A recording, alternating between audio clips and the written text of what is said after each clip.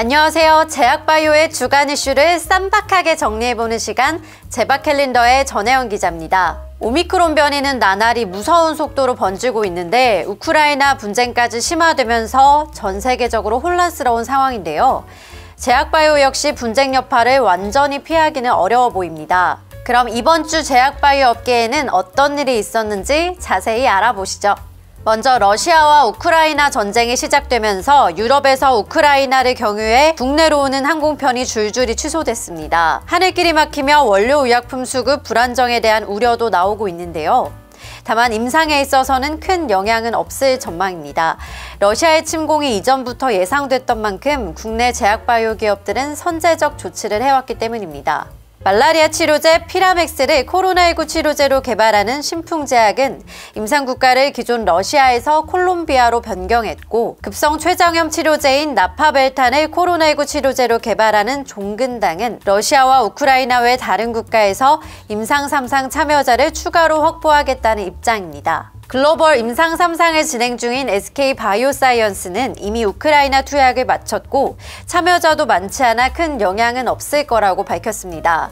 수출액 역시 연간 러시아 수출액은 1천억 원, 우크라이나 수출액은 220억 원 수준으로 전체 의약품 수출액의 1%에 불과해 영향은 미미할 전망입니다. 제약바이오에 미치는 영향이 많지 않더라도 전쟁이 조속히 끝나길 바라야겠습니다. 백신 접종도 계속되면서 아세트아미노펜 제제인 타이레놀의 매출은 전년보다 2배 이상 증가한 것으로 전해졌습니다. 백신 접종 후 부작용에 대비하기 위해 구매하는 경우가 많았기 때문인데요. 올해 역시 상비약으로 타이레놀을 구비하는 경우가 많아진 만큼 올해 매출도 적지 않을 전망입니다. 이외에도 부광약품, 삼진제약, 대원제약 등의 아세트아미노펜 제제들 역시 판매가 급증하고 있습니다. 여전히 자가검사 키트의 수요가 많지만 정부가 유통 개선 조치를 실시하면서 조금씩 수급이 안정화되고 있는 모습입니다. 최근 바디텍 매드는 침을 이용해 코로나19 감염 여부를 판단할 수 있는 자가진단 키트의 국내 사용 승인을 추진한다고 밝혔습니다.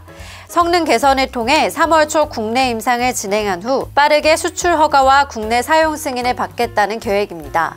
이번 주에도 성적표 공개가 이어졌죠.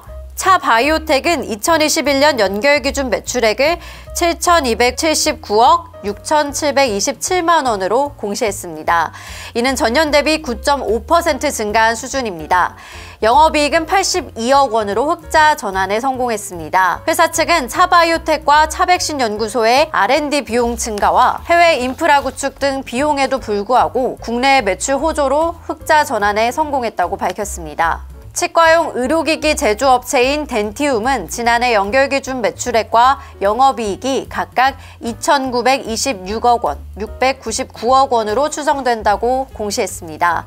이는 전년 대비 각각 27.3%, 76.6% 증가한 수치입니다. 엔지캠 생명과학은 지난해 연결기준 영업손실이 208억 원으로 전년 대비 8.6% 늘어나 적자폭이 확대됐다고 공시했습니다. 다음은 블록버스터 의약품 소식입니다. 작년 매출액 2천억 원을 돌파하며 국내 의약품 시장 매출을 선도하고 있는 면역항암제 키투르다의 매출이 더욱더 성장할 전망입니다. 그동안 국내에서는 2차 치료에만 급여 적용이 가능했는데요. 이달부터 1차 단독 치료와 병행요법에도 급여 적용이 가능해지고 호지킨 림프종으로도 급여가 확대됐습니다. 이로 인해 키투르다의 매출액은 1,000억 원 이상 증가할 것으로 예상되고 있습니다. 반면 지난해 538억 원의 매출액을 기록한 셀트리온 제약의 간장약 고덱스 캡슐에겐 위기가 찾아왔습니다. 건강보험 심사평가원이 2022년 급여 재평가 대상에 고덱스를 포함하면서 약가삭감 가능성이 나오고 있기 때문인데요. 지난해 진행된 급여 재평가에서 마찬가지로 간장제로 쓰인 실리마린 성분이 급여 제외 평가를 받기도 해서 더욱 안심하기는 어려워 보입니다.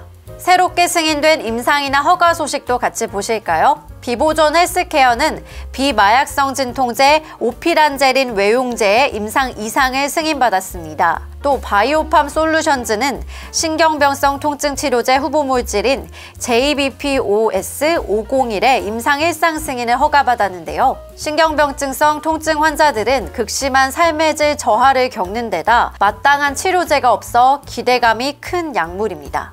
녹십자는 간판 혈액 제제인 알리글로의 미국 FDA 품목 허가 지연 소식을 알렸습니다. 회사 측은 코로나19로 인해 오창에 위치한 혈액 제제 생산 시설의 현장 실사를 기한 내 하지 못한 것이 연장 사유라고 밝혔습니다. 이번 지연으로 녹십자 혈액 제제의 미국 진출은 최소 6개월 이상 미뤄질 것으로 전망되면서 주가는 연일 하락세를 보이고 있습니다. 연일 20만 명대의 확진자가 나오면서 가까운 분들이 확진되는 사례로 늘고 있는데요. 여러분도 모두 건강 유의하시고요. 다음 주에도 한 주간의 제약바이오 이슈 쌈박하게 정리해서 다시 돌아오겠습니다. 이상 제박캘린더였습니다.